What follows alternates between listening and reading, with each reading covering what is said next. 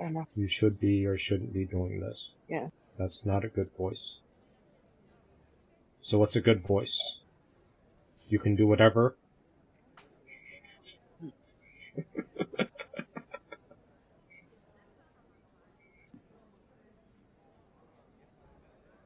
Or no voice? Or what?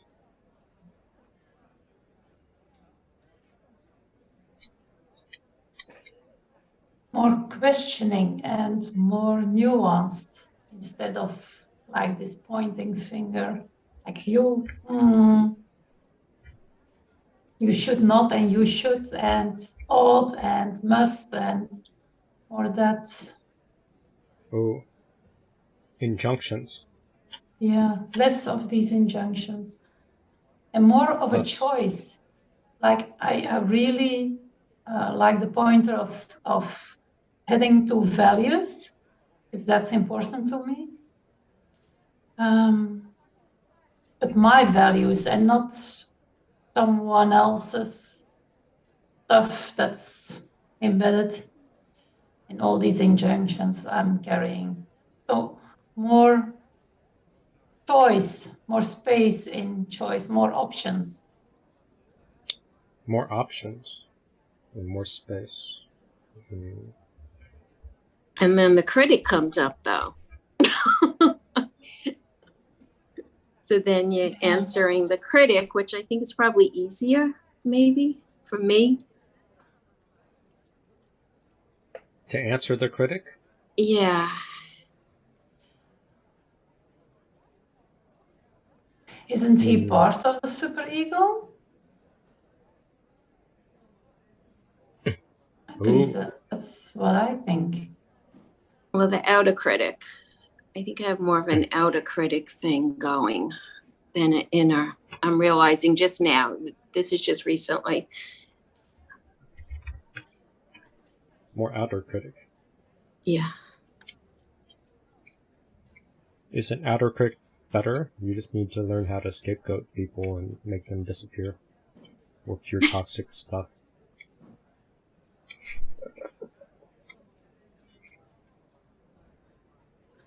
Once there's space, Debbie, then the outer/inner critic appears. Yeah. Maria. Yeah. Once there's space, yeah. That's the voice. That's probably protecting you from shame, or it's right around the shame thing.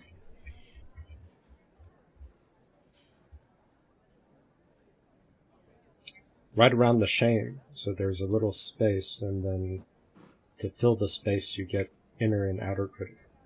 Yeah.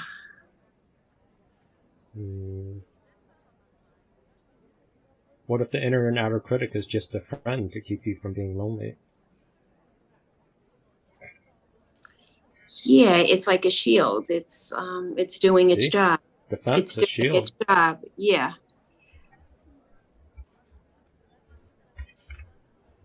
It's a protector part.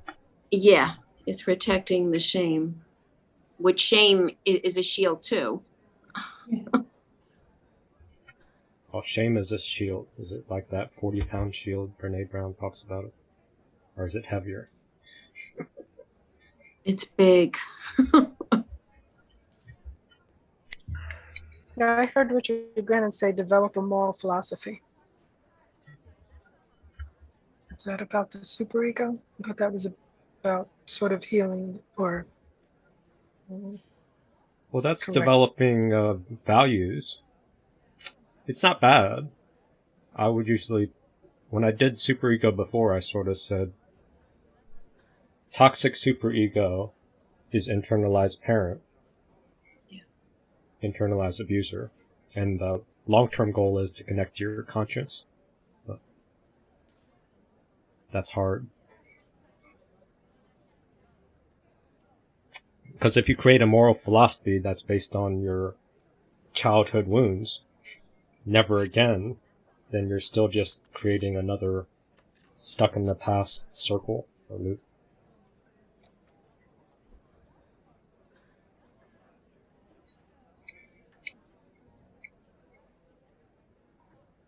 And I think Grandin's angle of choosing a moral philosophy is that you just pick values and then you see what you like. Or I would say your way of finding your values is you follow your attention and you see where you invest a lot of time and energy excessively. And that would give you a clue on what's important to you. And then you try to tweak your values around that.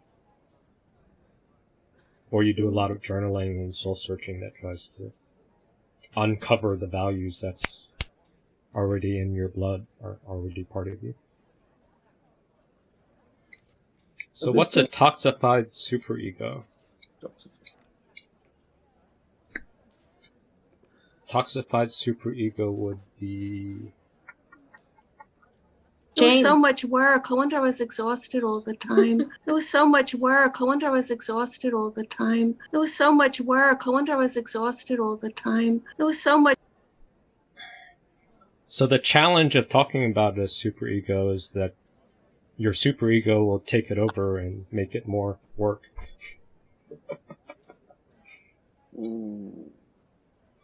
Or I could give your superego a job to be nicer to yourself, so then you try to be perfect at being nice to yourself.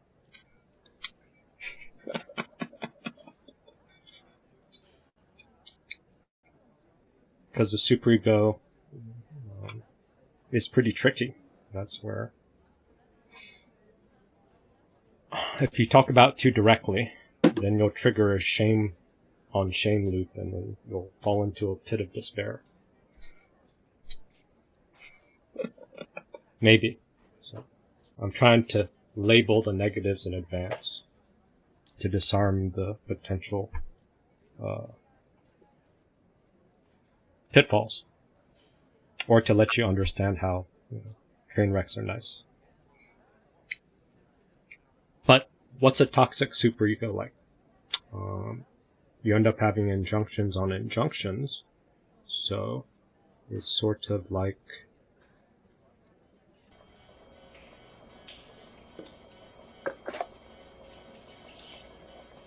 Well, there it is. OCP. They screwed him up. He must be going out of his mind.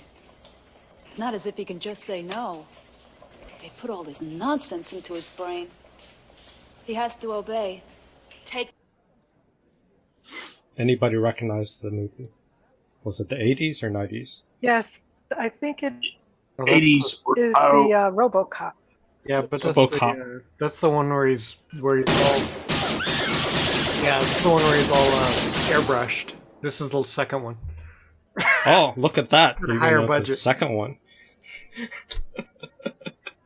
So RoboCop got messed up by having tons of rules on rules. It made him paralyzed.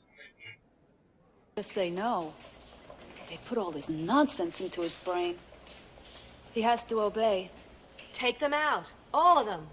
Can't be done. Not with this equipment. Are you saying there's no way? Oh, he is prettier. I can't Yeah. believe that. Well, sure, there are ways. You can pull his cranial circuits. Which would shut down his life support system altogether. You can run a few thousand volts through him, pray his insulation holes. Probably kill him.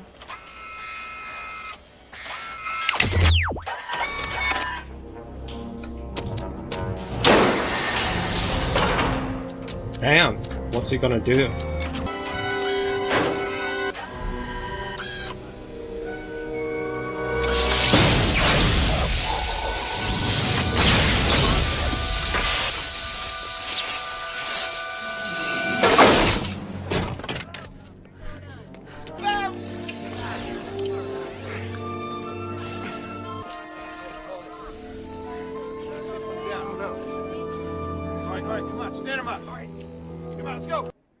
No directives found, so he's able to do a hard wipe. It only took electrocuting himself.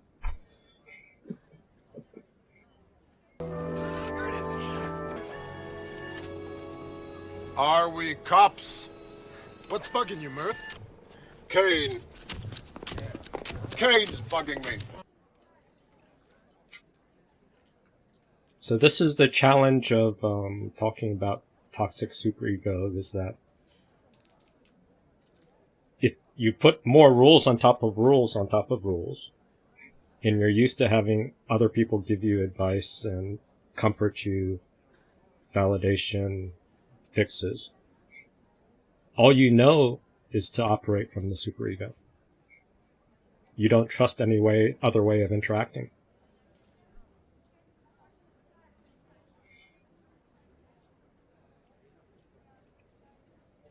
So it's hopeless. By Act 3, we'll try to give you something to hold on to, but right now we're still setting up something. So this is an interesting angle from Sam Vaknin's interview with Dr. Dutton. This caught my attention while I was standing in line at Okuton for 3 hours. Very weird comic convention. I'm also clueless when it comes to human interactions of all kinds, not only courting girls or flirting with women. I'm utterly clueless. And I observe people and I read textbooks in order to understand or to inculcate in me the capacity to interact with people. But it's secondhand and it's artificial and it's perceived very often as fake. Didn't you have older sisters, older brothers, people like this from whom you could learn? I had younger brothers, 3 of them, and a younger sister, and I was forced to raise all of them because my parents were both mentally ill. Isn't this a story of parentification? He didn't get to have his childhood. Then he took on the roles of his parent, taking care of siblings. So he didn't get a chance to find himself in that sort of adolescent peer-to-peer period. So I was forced to raise my siblings on my own. I was parentified, so I became simultaneously an adult when it came to the parent roles. I became a parent to my siblings, and at the same time, I became a student at the university at age 9. I never had a childhood or an adolescence. And then he was a student in university at age 9, so he didn't hang out with school peers either.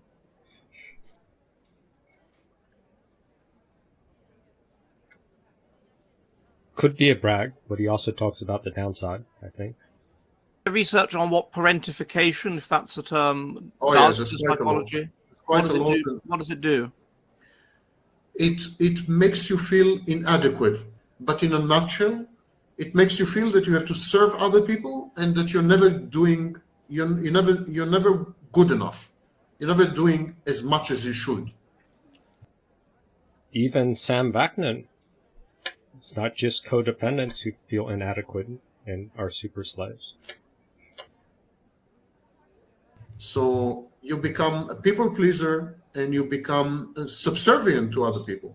And you have this knowing feeling that you should serve others. That's the purpose that's your raison d'etre. That's the purpose for your existence. Purpose is to serve others.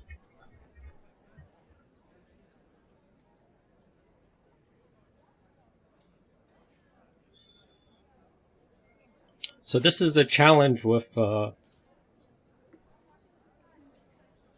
building a superego or having a superego that navigates the real world.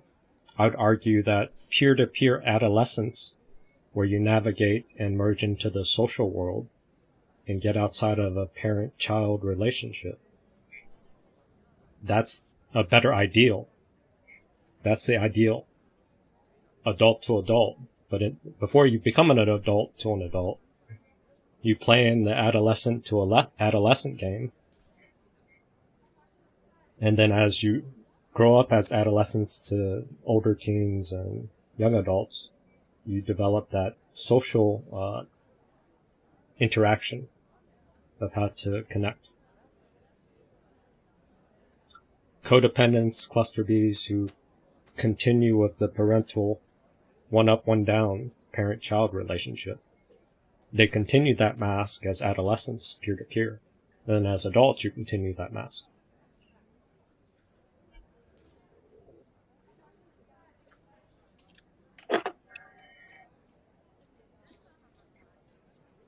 So it's sort of, if I give you the advice or any of the other advices telling you how to overwrite the superego with another overwrite, or another layer and layer and layer. And that's just a waste of time. I don't see how it's working.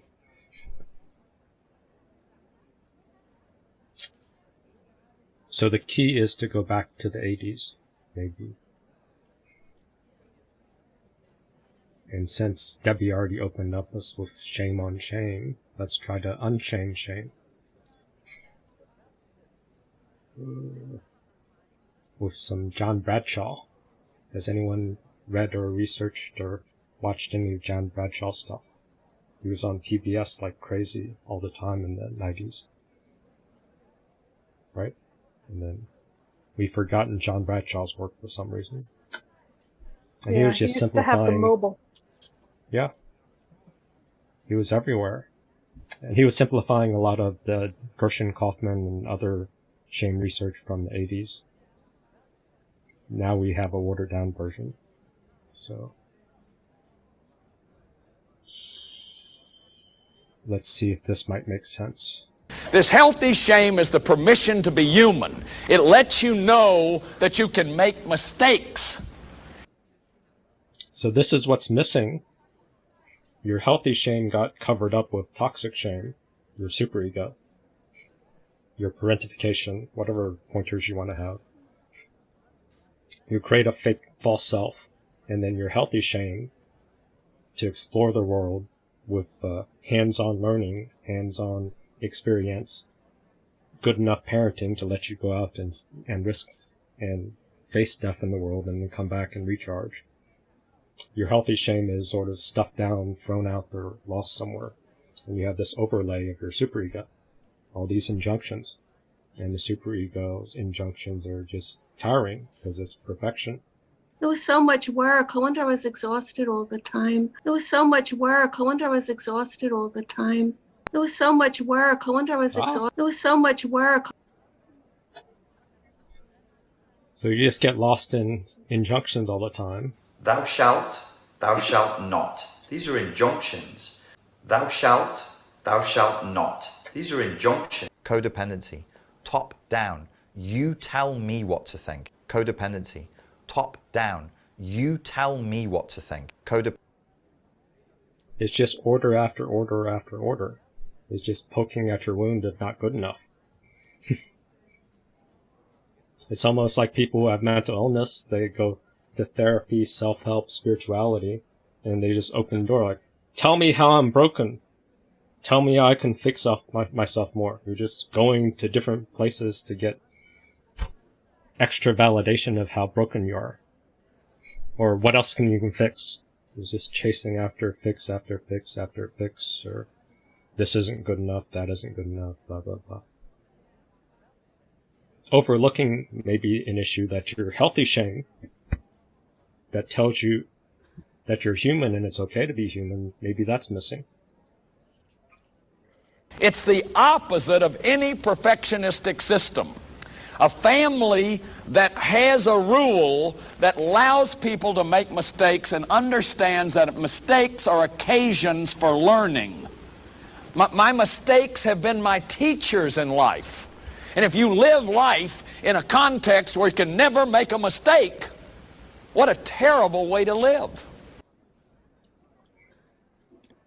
Mistakes have been stigmatized, right? I absolutely agree with that 100%. That makes us human. That makes us all human. We make mistakes and we learn from them. We learn from mistakes. Yes. The toxic shame comes in where society doesn't allow us to make mistakes. That would be subhuman. Subhuman. Correct? Or superhuman. You try to be perfect to avoid mistakes. That's trying to be better than human. Or you're just a mistake. One mistake and your whole world collapses, your identity is your failure, then that'd be subhuman. Yeah.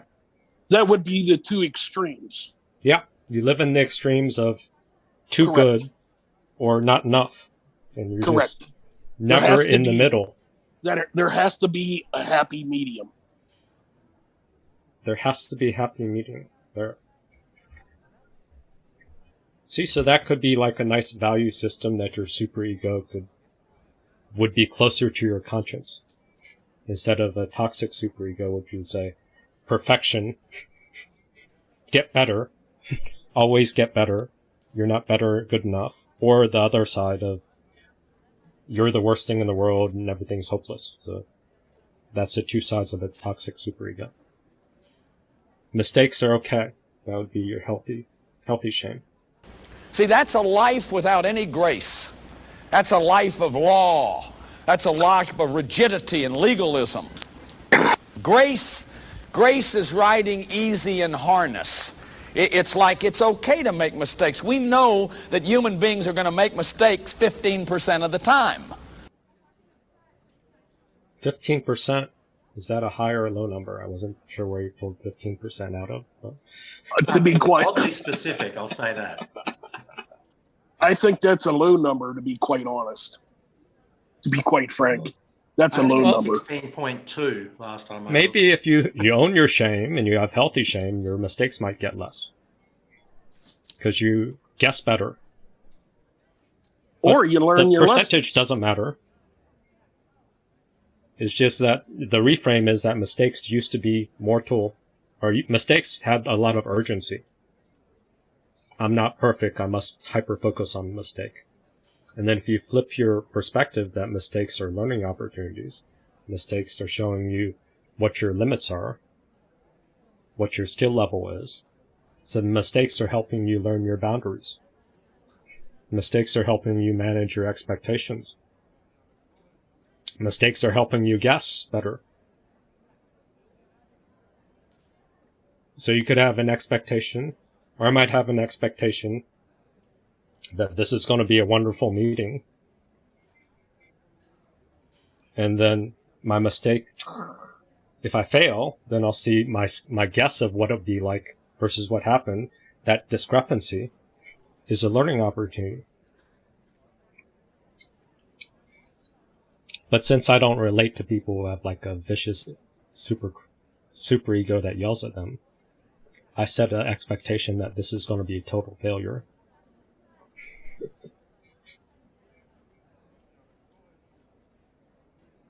And then if I come halfway to be less of a failure, then it's pretty good. But I also can watch the video, so then I can have a evaluative after I'm out of the meeting to see how it went, and through that iteration of 2+ years of doing this every week, I have gone backwards. The first meetings were much sharper and harder. These are all too smooth and comfy or something. Too nuanced. Back then in the first meetings, they were just like pure doses of concentrated truth, but people couldn't digest it, so maybe these are better, I don't know. But the early meetings are amazing for the people who haven't. They were just like harsh.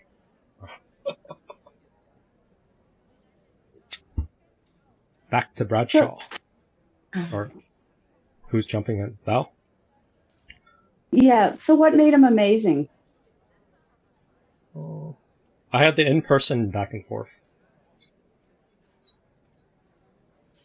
Okay. We talked about that at the in-person after party, that they were saying that the in-person's a little more chill. There isn't the same drama that happens on Zoom.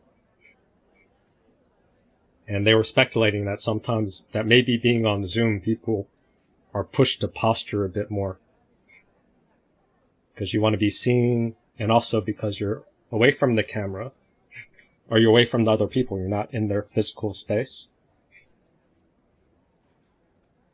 You'll be emotionally braver, or things will get distorted. Because in person, you can feel, you're in the person's space, you're feeling them viscerally. So you get a full-bodied experience of other people and their emotions, and in person, I can be riskier. People can see through the sarcasm, or maybe they can't, I don't know. I'm guessing they can't, I don't know. So.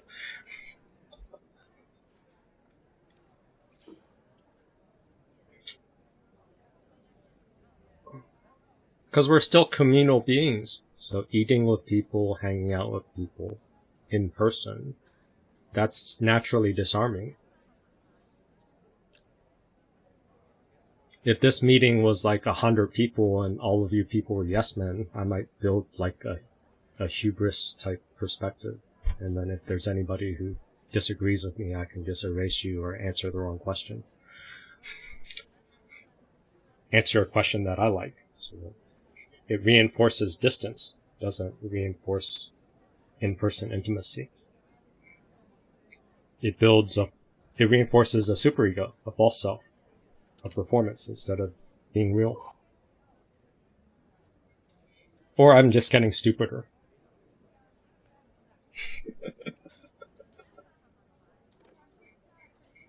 They're just different. When a parent acts shameless, they act like they can never make a mistake. They're also spiritually abusing their children because they're playing God. Because one of the healthiest things that shame brings you is the realization that you're not God, that you're limited, and that you need help. So healthy shame is an enormously important emotion. With healthy shame, I know that I need help. I know that I'm limited. I think healthy shame is the source of spirituality. It's what we used to call humility. Humility, I think Roby mentioned that, right? It lets you know there's a lot more to learn, so it's the source of learning, and it's the source of creativity. It's also the source of basic sociality. So right there is a link to my argument that adolescent peer-to-peer interactions, that's something that codependents, that Sam Vaknin didn't learn, something that Richard Grandin also openly owns that he didn't learn. So if you're listening to a lot of these narcissism experts who skipped the adolescent basic sociality upbringing phase, their blind spots and their limitations of that skill set is going to transfer to you, or it's going to be missing in their teachings. I am also not an expert at that, but since I lean on living in two cultures, growing up in the margins of being Chinese and American, and also having some social blindness on the autism spectrum, so I have more interest in trying to map out the social landscape to fill in the gaps for myself so I can navigate the world. So then I can try to provide more of that angle to create a superego that will actually work in peer-to-peer adult interactions. Instead of something that you think will work, that'll work in paper, in real-time interactions, you got to keep up with things. If you just run away when things fail all the time, you never catch up. That's Act 1. Back to Bradshaw. Welcome, Natalie. One man is no man. No man is an island entire in itself. Each is a piece of a continent, a part of a main. See, we're all involved. We all need each other. See, so how much do you hear that when you talk to people who are promoting boundaries, boundaries, boundaries, boundaries? Everything's fixed by more boundaries. We all need each other. Your collective self is maybe what's missing.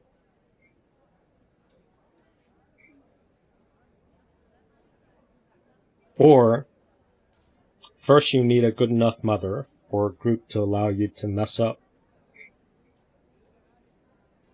and stay in the group. If you mess up and then you're exiled from the group because you messed up, because you were too emotional or too whatever, then that reinforces perfection. That reinforces mistakes means that you die. Mistakes means you get kicked out. So you need some sort of community that allows you to make mistakes in real time.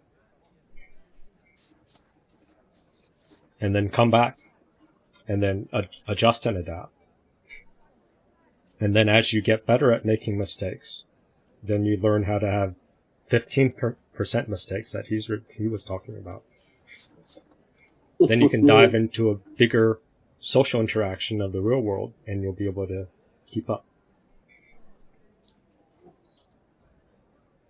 But if you expect to just make a jump from your parentified superego, jump into the real world where they're playing at full speed social interactions and nuances and judgments and sarcasms, what's the odds of you keeping up?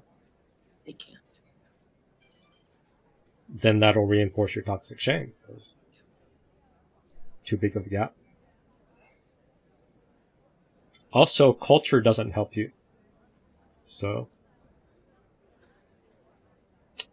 Angry Baby teaches you how to set boundaries and say what matters. But codependents are conflict averse. And maybe American culture is conflict averse or angry stupid. It took me like 2 weeks of back and forth with this academic to eventually say, I think you're angry stupid.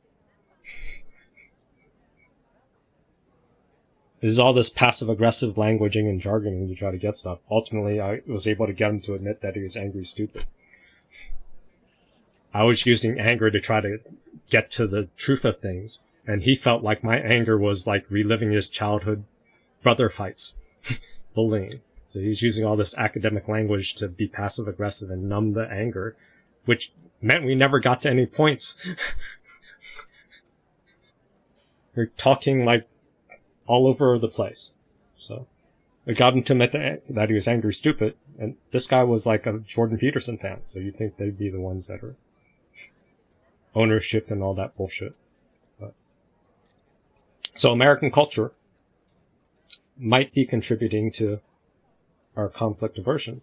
So here's a comparison between anger from US versus an Italian standpoint, from Kelly's recommendation, or sharing. So he did some research for me. This is a good clip.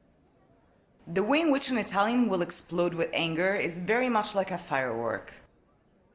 So she's going to compare Italian culture type of anger versus American anger. Will be big, showy, flamboyant, artsy, perhaps unexpected, but inherently non-threatening. An Italian uses the anger as a tool of communication, as a vehicle to say, this point that I'm making is important to me. However, beneath all of the showiness of this firework, beneath, the Italian will always have a logic behind that. The Italian doesn't get overridden with the anger. The Italian uses the anger to communicate. Whereas in the US, what has become socially normalized is to use words as a vehicle to communicate anger. As in, it doesn't really matter what I'm saying, all you need to know is that I'm angry. And you need to respect that. And because you tend to socially give value to the feelings rather than the why of these feelings, at the end of the day, people don't even need to have a reason behind it. That's why I get so many white US women up in my comments being like, I feel so attacked by this. And why you look so absolutely threatening. That is why they tend to communicate by... So, I feel so attacked. So she's getting it too. Just feeling really attacked right now. Feeling really attacked right now. Just feeling really attacked. And then you have an angle of being angry. So, Western cultures, anger, words are used as a carrier device to send messages of contempt. Richard Grannon mentioned it like, They're there to get under your skin, laden with contempt, picking away at your insecurities, make you have doubt, make you have doubt, make you have doubt, make you have doubt, make you have. So we end up associating anger with hatred, exile, shaming. So then we judge anger as all bad, conflict aversion. But then when you judge anger as all bad, then you limit your own anger. So you can't express what matters to you. You can't figure out what matters to you if you can't express anger. And then you can't set boundaries or protect boundaries without anger. So then you shame yourself for being sucky at setting boundaries. Then you shame yourself by going to self-help groups and other stuff to fix yourself more. So you end up stewing in more shame because you disconnected from your anger. Unless you're smart and you learn how to just bully people with your anger. That's another way.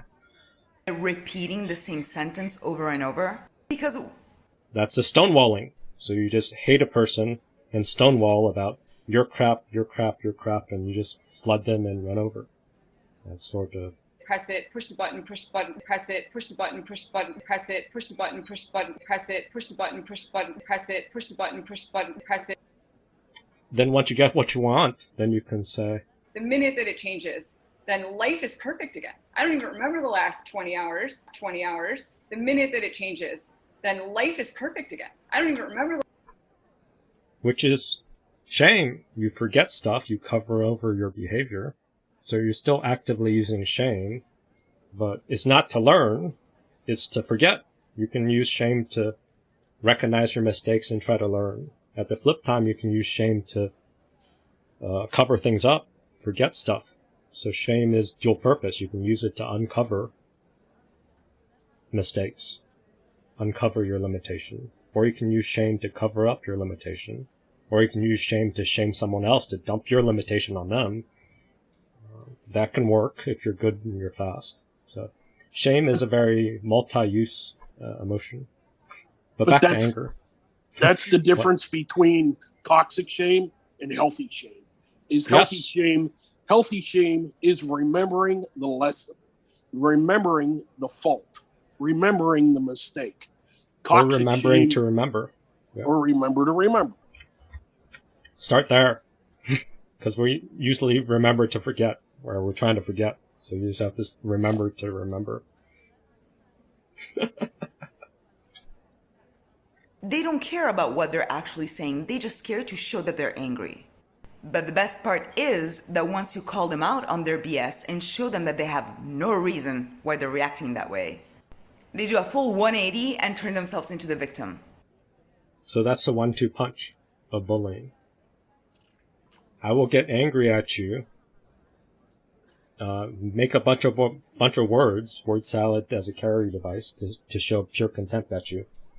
Then if you call me out and I get trapped, I can now play the victim card. And just feeling really attacked right now. Feeling really attacked. Also play innocent. Just feeling really attacked. I'm sorry, you guys are reading into stuff. I'm sorry, you guys are reading into stuff. I'm sorry, you guys are reading. Is this supposed to be healing? Is this supposed to be healing? Is this supposed to be healing? Is this supposed to be healing? Or you can be demanding. I'm sorry, you're not being helpful to me right now. Being helpful to me. What would be healing just to myself, some sort of healing. What would be healing just to myself, some sort of healing. What would be healing just to myself, some sort of healing. What would be like you're attacking me, like you're attacking me. So when anger doesn't work, or you do both, you have the anger and you play the victim card, and you try to evoke pity in the other person, that anything they say is harming your fragile whatever, then you cry for safety. She has a nice framing of it, I think. You call them out, ask for accountability, and they say, "You're telling me I'm a horrible person," and just lay flat on the ground. The reason why it's frightening is that the person from the US who is angry, you have no idea what's going to come out of their mouth, what they're going to do, if they're going to throw hands, you have no idea. Because all logic out the window. An Italian, no matter how angry, will... So Italian is a model of maybe more integrated anger. How does Italian anger work? Always leave room for a compromise because their end goal is to reach an understanding.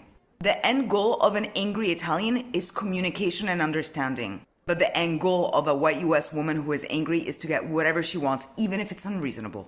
They don't care about what they're actually saying. They just care to show that they're angry.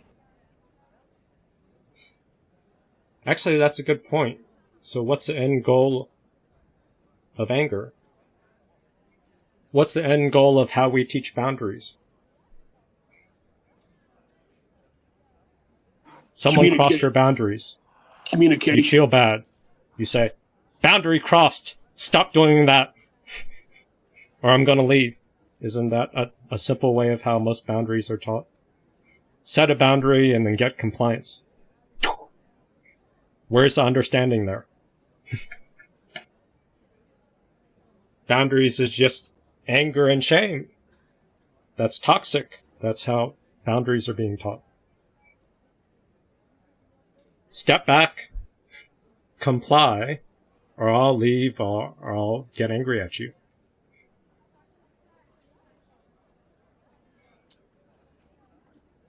They'll say communication, they'll say all the other stuff, expressing needs, but how much energy are you taking with your anger and your setting boundaries to actually understand what their perspective is, what your perspective is, and how to get to the answer of the confusion?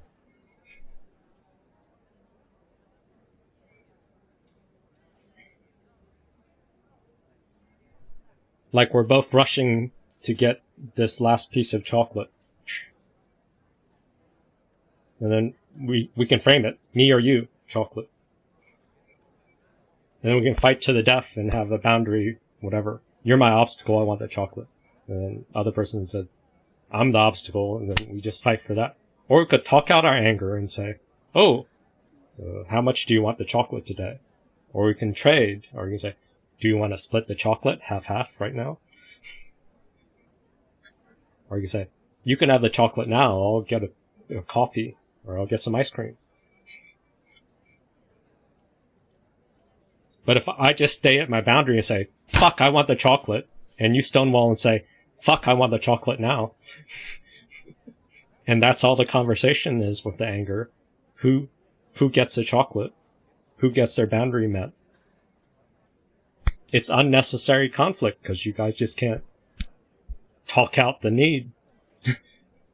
Maybe it's not life or death. Maybe it's not some boundary giant thing.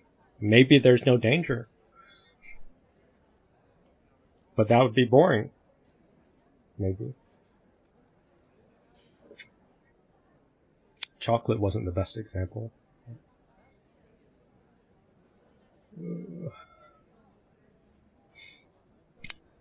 So what do we cover? What's the time? 8:15. Okay, I can try to... I still have time to dig us out of whatever we went to. Who's followed? Who's confused? Who asked questions? Give me some feedback, because I'm getting lost. Help my shame of failure. You codependents, rescue me. Anybody? Or throw it in the chat. Give me something. Going great. So far, so good. Yeah, keep no going. Questions? I'll be right. But where are we going? I don't know. I have no idea. Conflict Where is the resolution. humanity? Peer-to-peer conflict resolution. Yeah, that wasn't even the topic, though. It's an important theme. That's yes, the it's next a good stage. topic, That's but yeah. Act 2. Where's your Act 2 and your Act 3? Yeah, we're in Act 2. I talked about angry and shame. It's because of the after party gave me a beer, the hoppy whatever, so I drank too early. And I'm trying not to do what I did in the in-person, which doesn't matter because none of you guys were in the in-person. So I had a different setup for the in-person. I used all my good stuff then.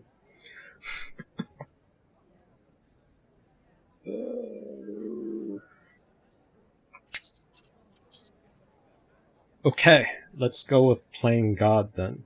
So maybe that'll work. So the narcissist and the abuser hides behind playing God.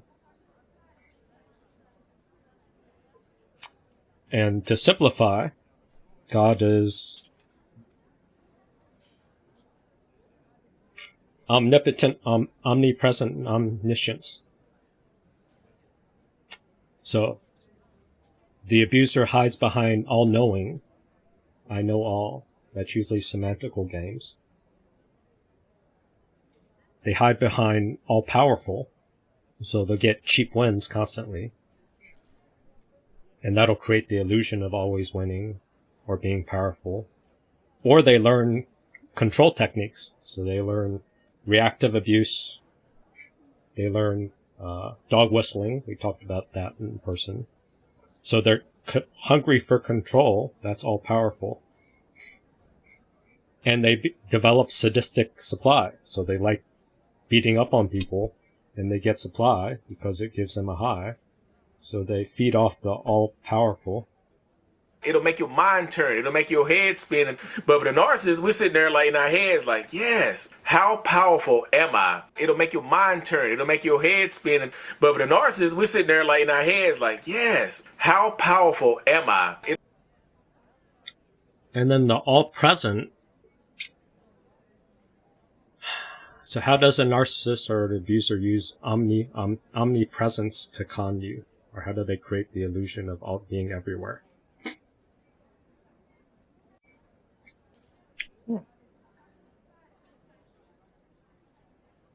They have the tone, talk down, and then they, the perspective of top down, and then the angle of just constantly shifting perspectives and fragmenting you, turning you into a snapshot, a fragment, and then attacking that fragment a lot, creates the illusion that they're everywhere, or creates the feeling.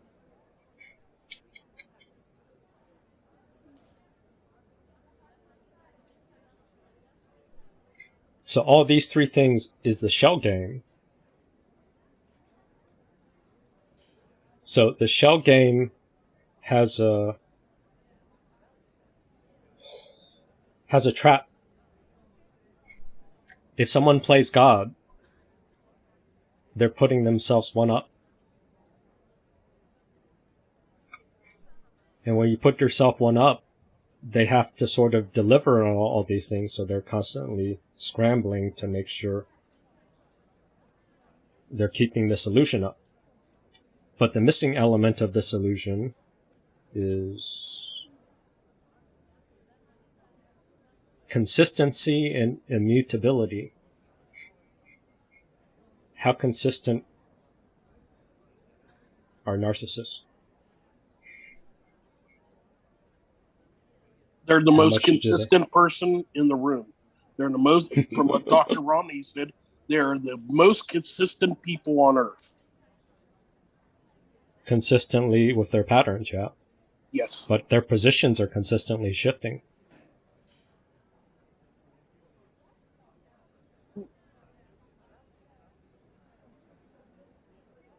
They're consistent with the goal of, I need to win all the time. They're consistent of saying, I know all. Or I'm never wrong. And then they're consistent that, oh, I know more than you. I'm everywhere. But in order to keep consistent in these things, they have to constantly change the story. So your counter is to get the person playing God to take positions, call out their positions and their behavior, to point out how they're not immutable, how they're not truthful, how they're taking constantly shifting positions.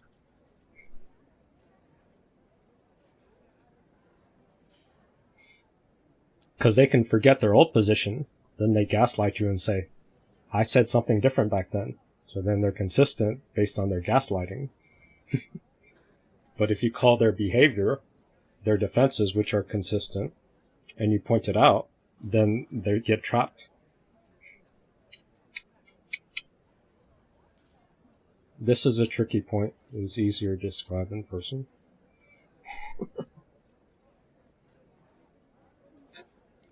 But I still have some time. Or yeah, pity perfection perspective. I like that framing. But I think I missed a question from Susie, or a comment. Can a hijacked superego cause people to make mistakes? For example, when being watched, I become really clumsy. Is it a way to make sure reality matches with what the abuser/God, even when they're absent? I So even when you made the feel like mistake you're when I was watched, writing. Sorry. when you feel like you're watched, you make mistakes. Your shame gets triggered and you get anxious. Oh, this is good. It's a nice transition. So if we have toxic shame as codependents or abuse survivors, the abusers also have toxic shame. So if we're susceptible to the feeling of being watched and vulnerable and make mistakes, if you elicit the same wound in the abuser, then they'll also cave to toxic shame. But you have to be willing to use toxic shame or elicit toxic shame in other people. If someone's playing God, they're one up. If you've divorced yourself from condescending and insulting people or taking a person down a notch, then you have no defenses against somebody one up.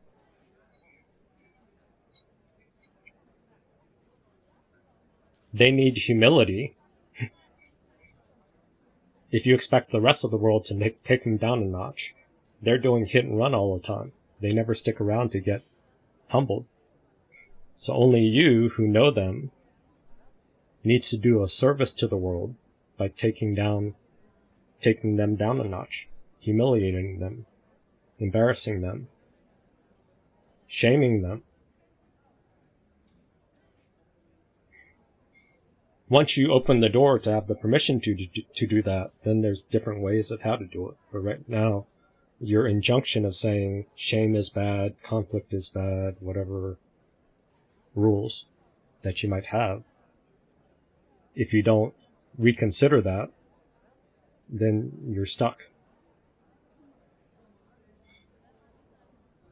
But back to Susie's comment about being seen or being watched.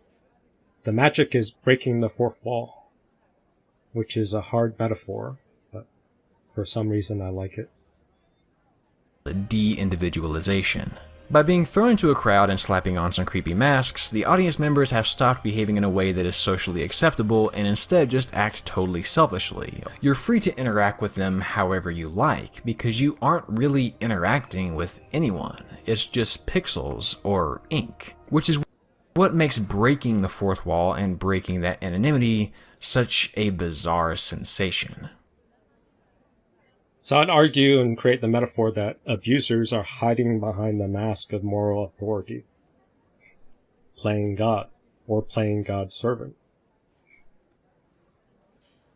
So if they're behind that mask of anonymity, then they can take sadistic pleasures or make comments on like YouTube or social media. You can be more cruel because you're hiding behind the internet, or you're hiding behind the TV screen, watching a movie or playing a game. So breaking the fourth wall is recognizing that even though you're behind a screen, or even though somebody's hiding behind the mask of playing God, they're still human, they're still seen. So you have to give them exposure. Give them the feeling of exposure. How does it work with breaking the fourth wall? Breaking that anonymity. Have you ever been doing something really embarrassing, like unironically flossing in the kitchen while you wait on your Hot Pocket to finish cooking, only then to notice someone is watching you ruin your whole career? You have... He wasn't flossing that bad. That was kind of fun. Don't you want to pass the time by dancing? Someone is watching you ruin your whole career. You have felt the sensation of quickly shifting from a state of being inconspicuous and nameless. See, he was scary before his mom came in, and he was just a little kid. Hiding behind a mask, you can play a role, you can be scary. But once the mask is uncovered, things change. To very much conspicuous and very much named, which totally shifts our psyche all at once, creating that chills down your spine moment. It's not just sudden fear that spooky fourth wall breaks create, it's sudden vulnerability. People behave very differently when they feel like they're being watched versus when they're alone. Have you ever been playing a game and felt a little awkward or uneasy when a character, without warning, stares directly into the camera? This feeling is due to something called the dual function of gaze. Where you look has a dual purpose. One, of course, is to select what you see, but the other is a form of communication. And when there is someone around, you're accountable for where you're looking. Don't you think you've seen enough? Studies have found evidence that seeing your own reflection or even yourself on camera can affect your likelihood to follow rules, choose not to litter, and even facilitate healthy dietary decisions. These studies have been so influential, in fact, that you've probably seen businesses put up a monitor to show you walking into the store in plain sight at the entrance, or even one of these mirror monitors at the Target self-checkout to discourage shoplifting. And it makes sense. When we see our reflection, it's like we're reminded of what we look like to the outside world, and that everything we do is seen. Everything we do is seen. So it's a reminder. What was a reminder? It makes sense. When we see our reflection, it's like we're reminded of what we look like to the outside world, and that everything we do is seen. Everything we do is seen. So isn't one of the tips people give no contact in gray rock and all that stuff? And isn't giving no contact in gray rock a way of not mirroring?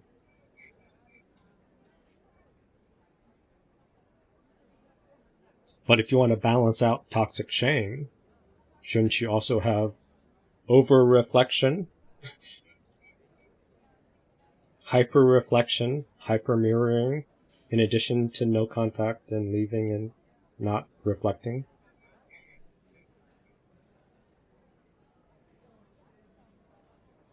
And if we're labeling narcissists as having no empathy, that means they have poor self-reflection skills. So that means they probably need help seeing themselves.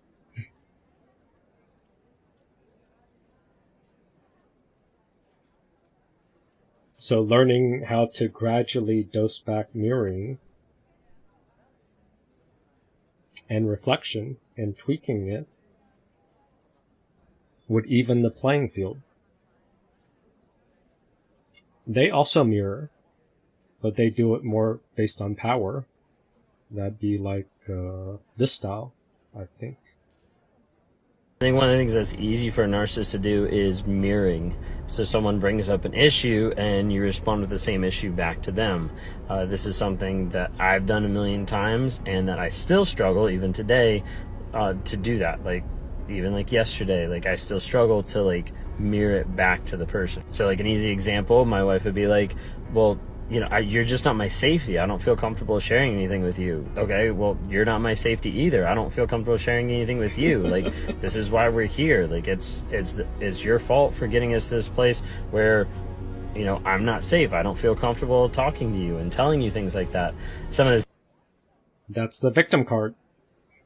So mirror the same thing and then pivot back to I'm a victim. You have, how dare you do whatever pain on me? You caused this pain. But the mirror allows a pivot to take away the spotlight. Same exact stuff that she would say to me, like, I'll bring that back up and I'll put her on the defensive, like, immediately, and as a result, it makes her... Now, the putting her on the defensive, that's where if you mirror them back, you couldn't put them on the defensive, but it has to be slower. They're impulsive. Their upside is speed. Robotic. You're reflective. You process stuff. Try to make sense of it. So you're a little slower, but you have the capacity to make tiny anchor points to trap them, create a little net to mirror back things. I think I have an example after this. Her feel not valued. It makes her feel that I don't care about what she's actually going through, and it makes me feel justified to be like, hey, we're on the same playing field. Like, you're wrong, I'm wrong, we're both wrong. So how would you mirror back more effectively versus more abusive mirroring?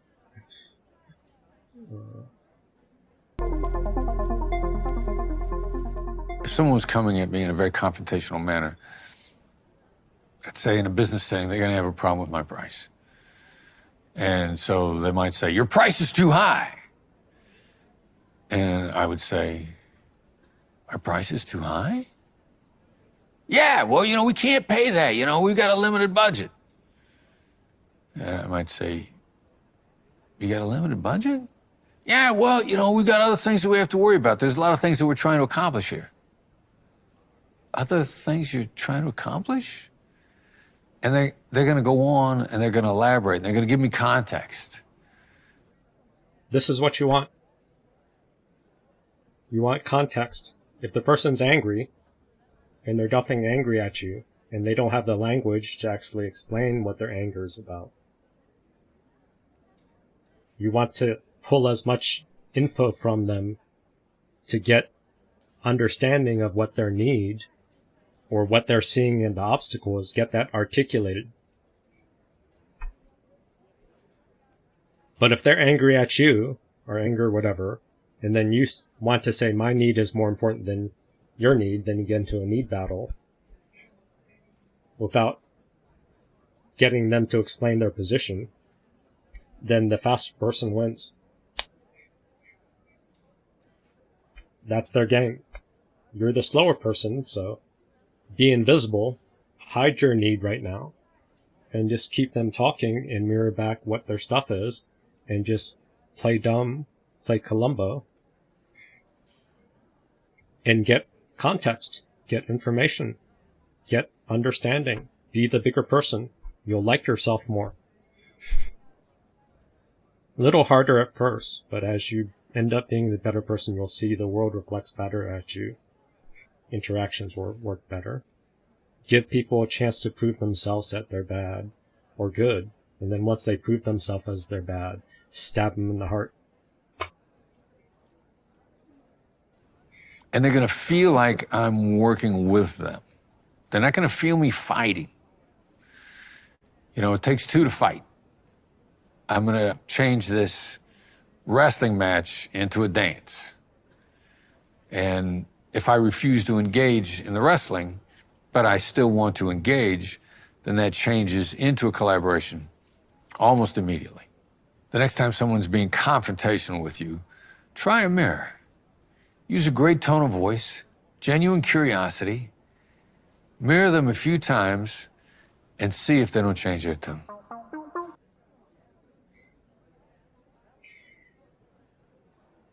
So mirroring is a slower process, and the metaphor is to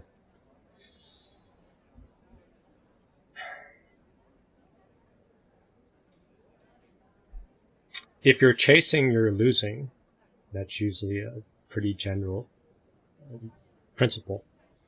And if you're over-defending to the person who insulted you, and the person who insulted you is playing a power game. They don't care about your defense.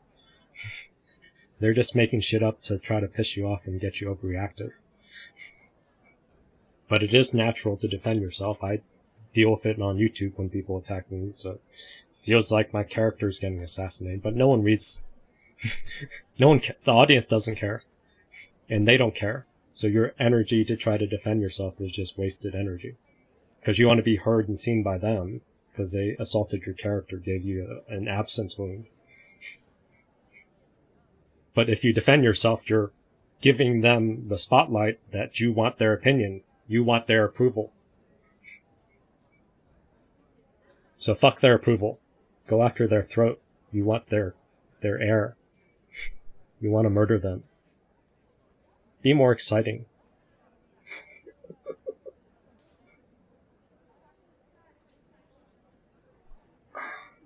But at first you have to, for me, I had to try to limit my defending myself or fighting in the points, because to them, that's not the goal.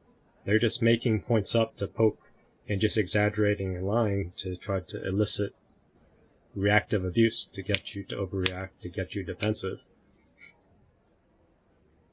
And then once you're sloppy and defensive, they just poke another wound and poke another wound and poke another wound. And if they've used up all your attention, then they just leave and disappear, and you're still chasing, and they won. They just wanted to mess with you. Or they wanted a distraction. So, a metaphor is is like escaping quicksand. This is a more boring example, but it's more complete.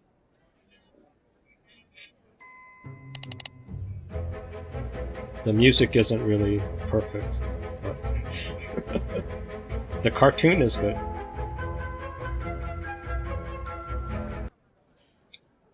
And this could save your life, because people have died from quicksand. So there is a certain way to get out, but if you follow your instincts and you do the natural way, you're going to get stuck. And you might harm yourself or you might die, because it's counterintuitive. So first of all,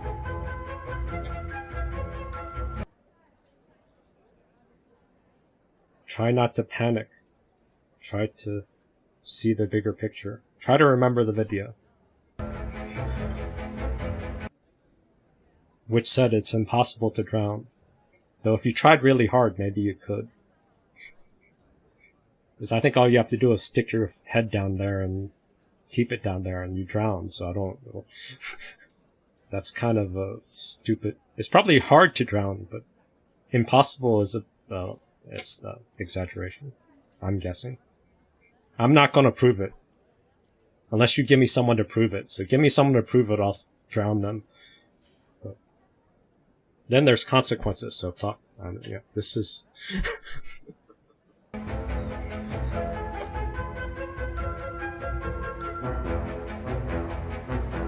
You float.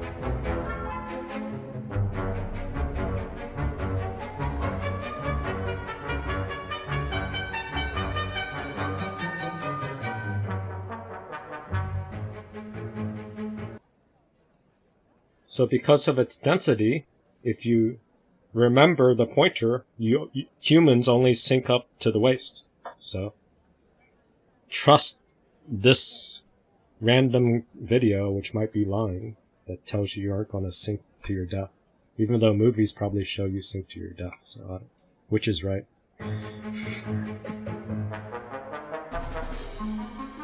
Viscosity is the issue.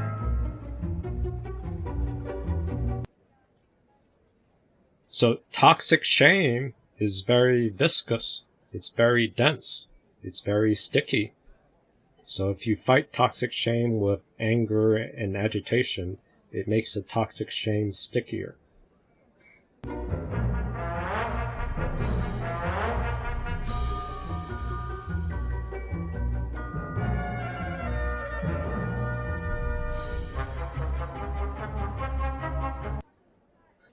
Here's how you get out. You don't want to do this, because what will happen will be amazing.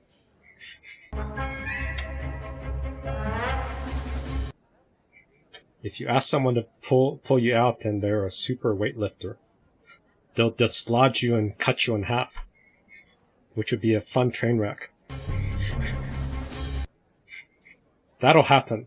Wouldn't that be amazing? You should try that. Someone try that in video. Show me.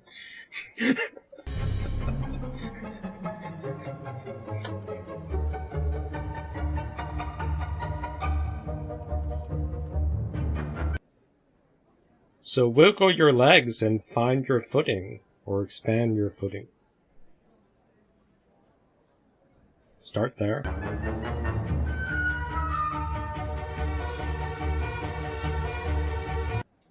That'll free up some of the stickiness from your legs. And then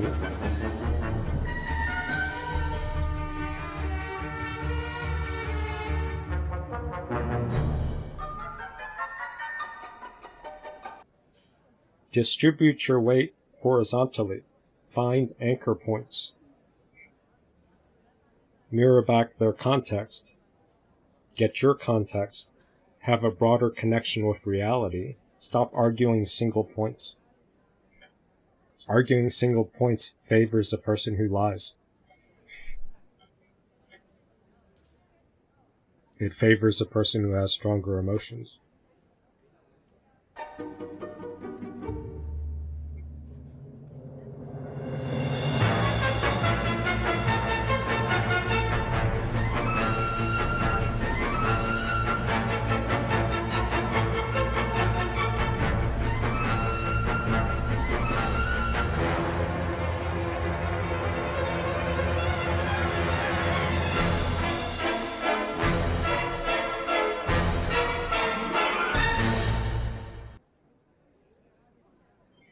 So you get horizontal and you get distributed in context, and then slowly you climb out of the trap.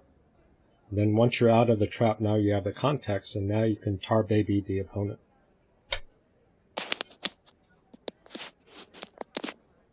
How many people remember tar baby? Is it Briar Rabbit?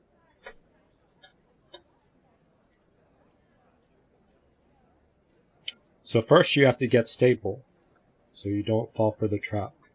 And then you can now use humanity, your shared humanity, to trap them by them trying to play perfect, them trying to play God.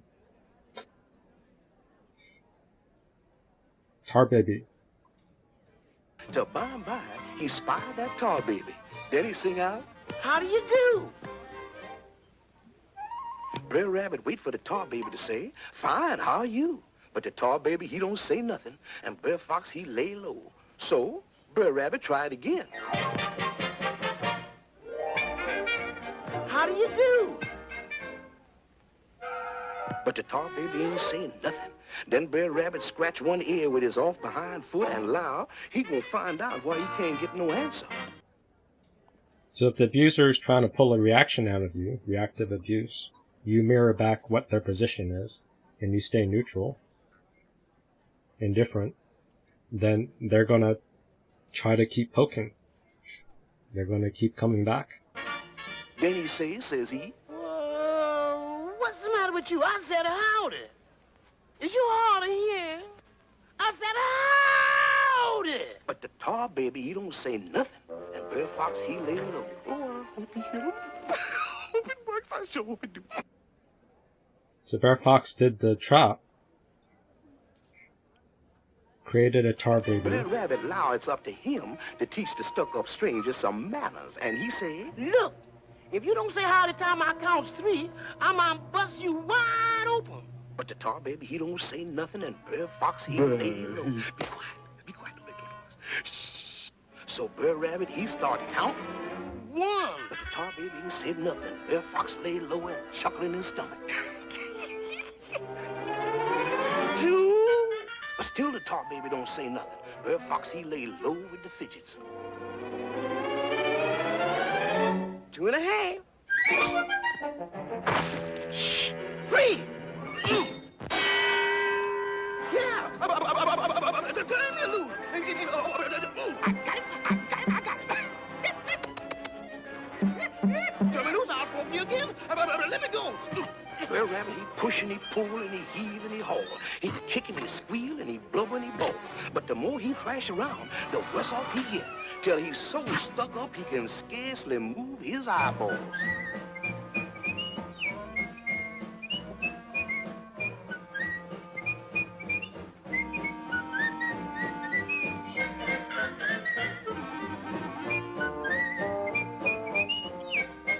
Oh, how do you do? Yeah, how you come on? He's wishing he'd never been born.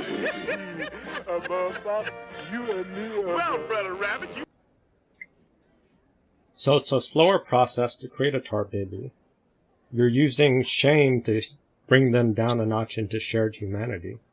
And then as you do all the different points, because they're gonna overplay. Someone who's playing God is gonna overstep. If you're patient enough to mirror and get them to take a position, and take different positions, they're going to overdo it. And then they'll be tarred by either you calling them out or you blowing up their ego so that they'll embarrass themselves in public. It's just a matter of time. But if you want to be the instrument and you're sloppy and you want to get it done fast, then they'll tar you back too. So it's toxic shame versus toxic shame, which is harder. But as you develop more skills, you can do that. But you must remember they have more sliming tools like this.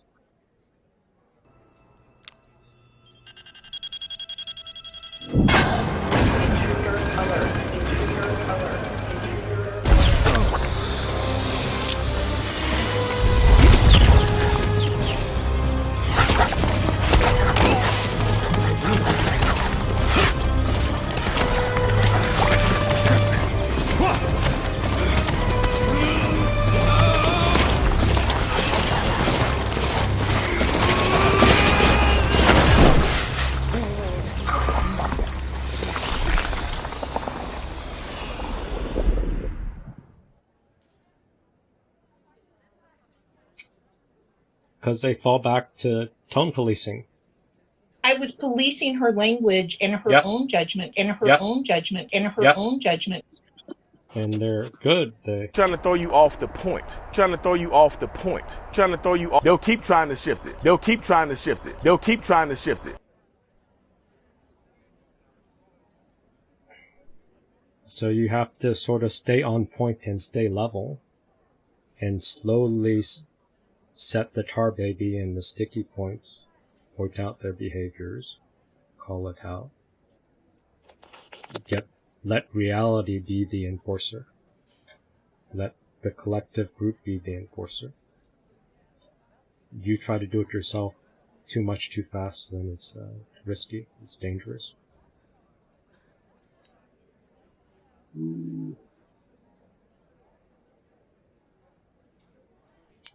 8:49. We got 11 minutes to try to make this something. What did we cover? We're supposed to cover SuperEgo, toxic SuperEgo. I think we sort of did some of that. Healthy shame. We gave you a little bit of an intro. What are some loose ends?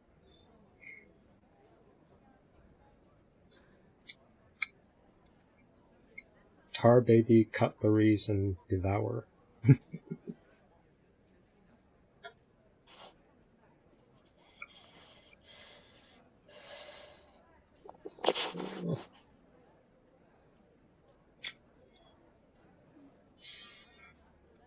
Okay, so the main plea was trying to get you to be nicer to yourself.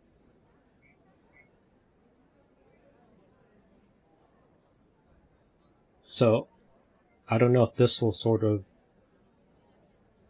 be a nice exaggeration of what a toxic superego might be like.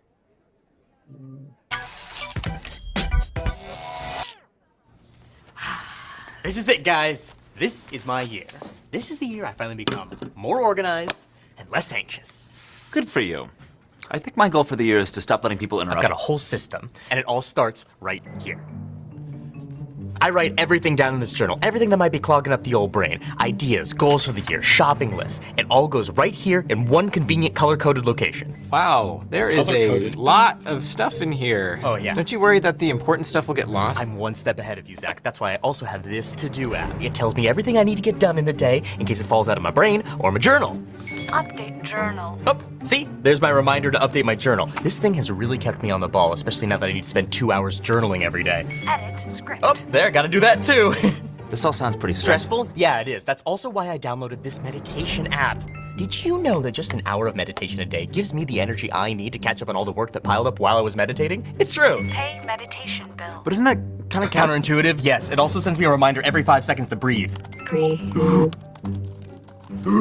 Rest your eyes by looking away from screen.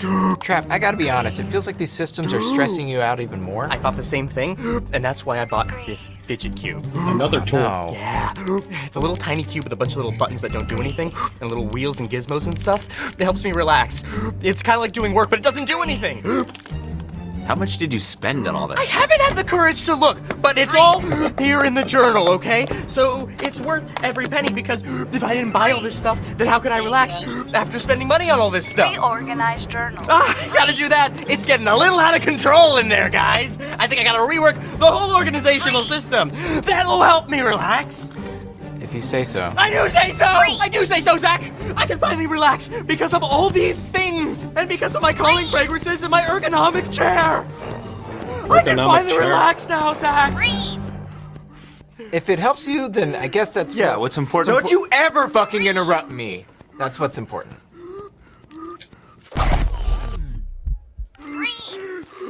Trap, do you have... Not now, Sam! Hey.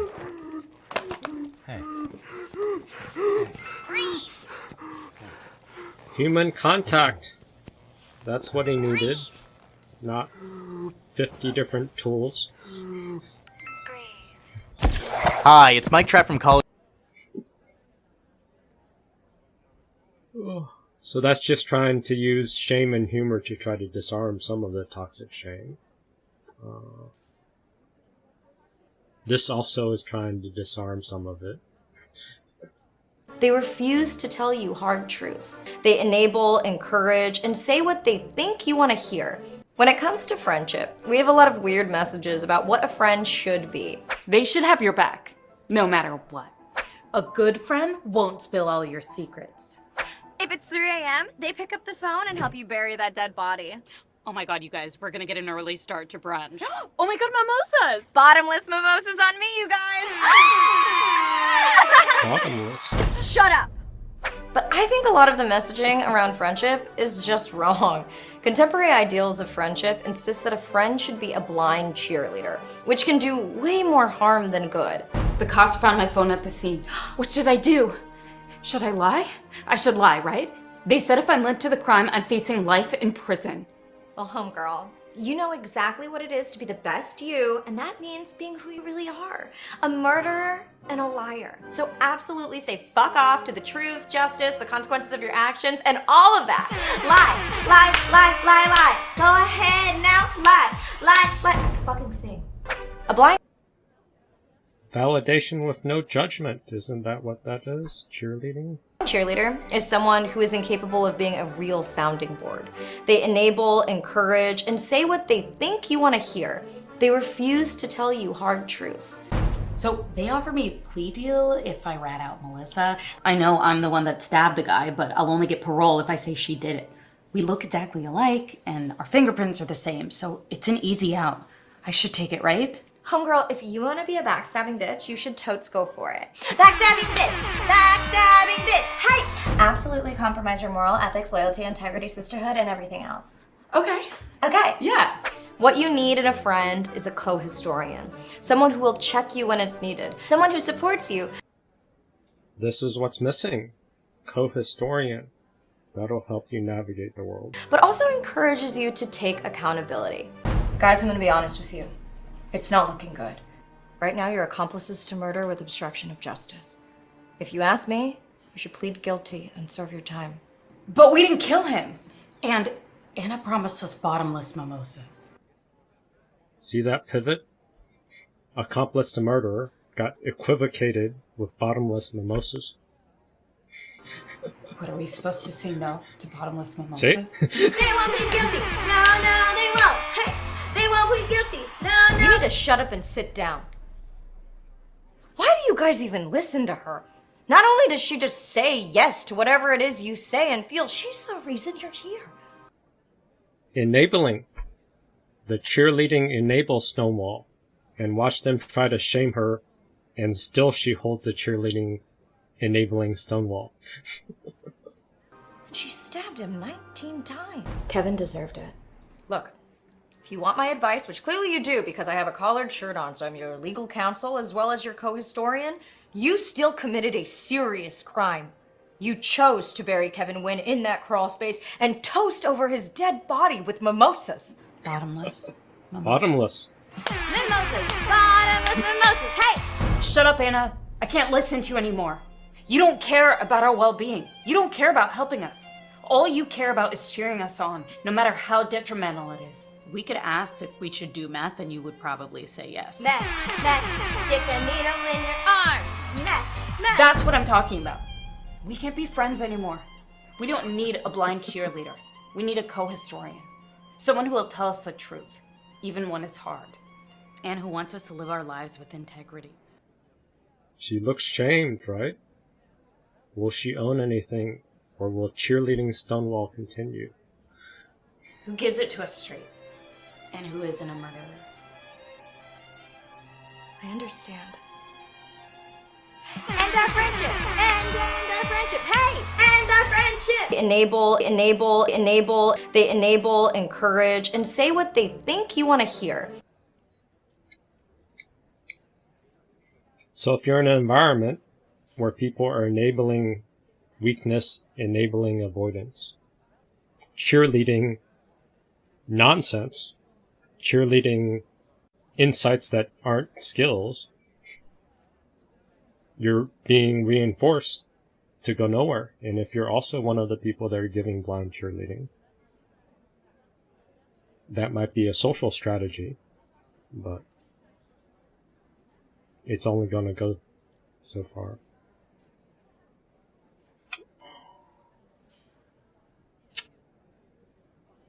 So here's some tips, or here's some pitfalls, and then we'll end with that as pitfalls. What makes a jerk a jerk? Our free society is a moral free-for-all, everyone policing everyone else's jerkiness, but to no clear standard other than you offend me or get the hell out of my way. So when people are moral policing, you or other people hold them suspect that they're just trying to get you out of the way or get what they want. They're not actually genuinely virtuous. They're just getting social credit by virtue signaling or trying to shut you down through moral outrage. What are some traps they do to shut you up? And what are some traps that you might do to play the same role? True, jerkiness is part of human. So the comeback is, what you don't like in others is your projection. So if you make a criticism, that's bad. Well, that's just your projection. You're just bad too. You're dumping your shit on me. I think someone did that in the YouTube comments for me. Oh, it's my lack of self-reflection. Then I challenged her, prove your self-reflection, come back to me, and then I'll go. I can do a self-reflection battle. And she didn't answer. KDW. I think that was her name. Nature.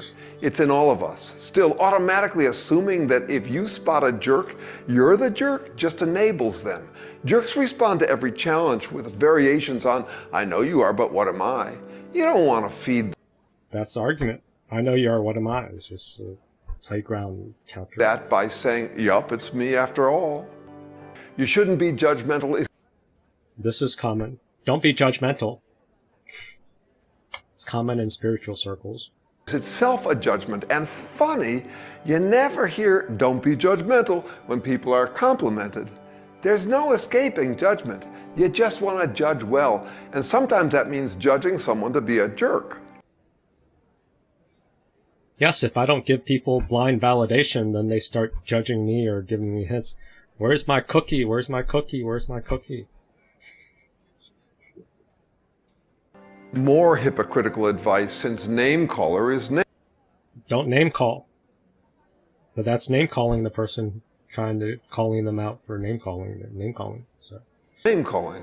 Funny too that you never hear don't name call when people say you're a great person. There's no escaping name calling either. You'll do it aloud, under your breath, or in so many words. No, you just want to name call accurately. That's the point in getting careful about how to decide who's a jerk. Is it fair name calling? Is it close to accurate name calling? Or is it smear or slander? If you're bothered by someone, it's automatically half your... This is what Ben Taylor was doing. Conflict. It's your half too. You're in the game too, so you must have contributed. Didn't matter if I started it and I've done it 20 times. I'm going to pick something where you sort of did it 1 time out of 100. And I can say, it's equal. Your fault? Call it a tie? Is slavery half the slave's fault? Nah, again, it encourages jerks. And bystanders too, who ignore oppression, saying the victims are equally to blame. Sure, it's good to walk away or just ignore jerks when you can. This came up in person. One person was going, oh, I'm just supposed to walk away. I just walk away. I just leave. But you sure as hell can't always. Live and let live works great so long as you don't have to live with them. A jerk, relative, colleague, boss, or a dictator, you can't just walk away. On to the trapdoors that... And I would add on that if you're always leaving, then you're giving up territory. You're giving up your interests. Then you're feeding self-hatred because you're a fucking loser because you're always leaving. Your conscience is not going to like yourself by constantly avoiding and leaving life. You're going to fuel depression and self-despair and hatred.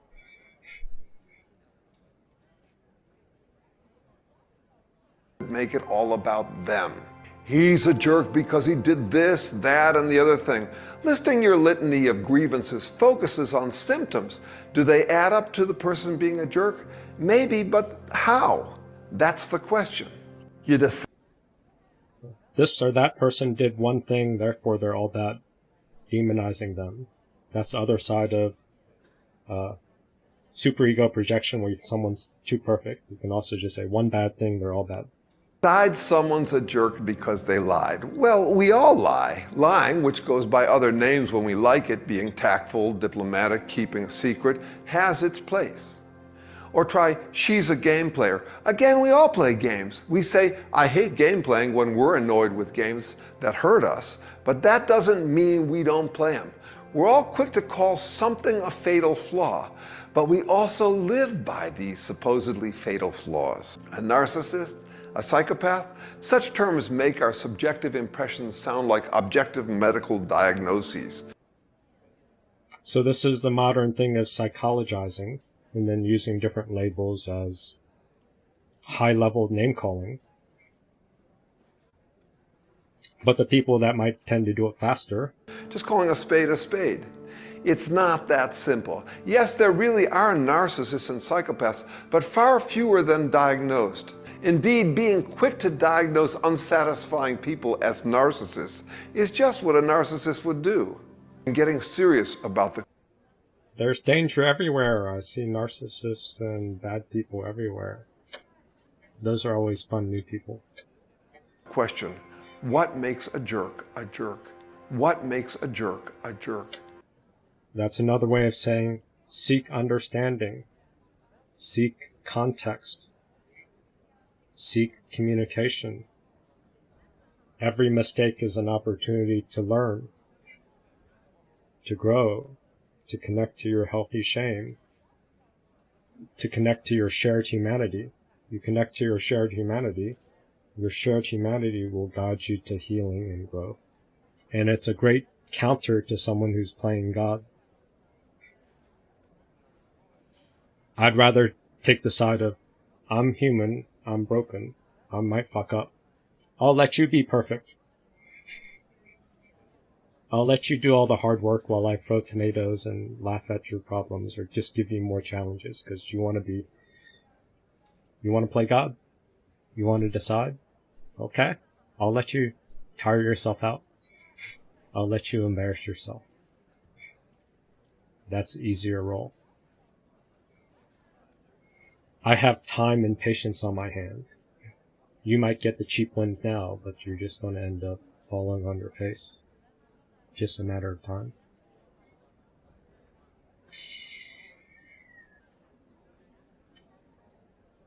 How do we end it?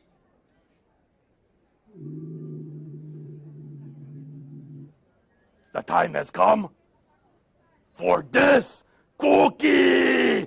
Nom nom nom nom. Oh, nom nom nom nom. Cookies. Nom nom. Bye-bye. Oh. We're not just blindly accepting the self-report of the examinee. We're not just blindly accepting the self-report of the examinee. We're not just blindly accepting the self-report of the examinee. We're not. I have a guard up for sure. I have a guard up for sure.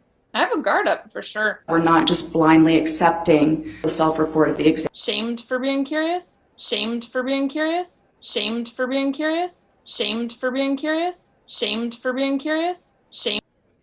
Shame is okay. How do we neutralize shame? Shame tells us we're human. I don't have a good positive shame meme, do I?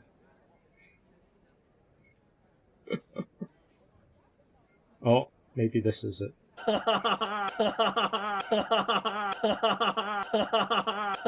Why do we get so insulted? Why do we get so insulted? Why do we get so insulted? Why do we get so insulted? Why do we get so insulted? Why do we get so insulted? I just say, that's right, that's right. Delete myself out of the equation they're trying to set up. That's right, that's right. Delete myself out. That's right. I just say, that's right, that's right. Delete myself out of the equation they're trying to set up. That's right, that's right. And with an Delete injunction. myself out. Don't get into the game of control and counter control. Don't get into the game of control and counter control. Don't get into the game of control and counter control. Don't get into... That's all, folks.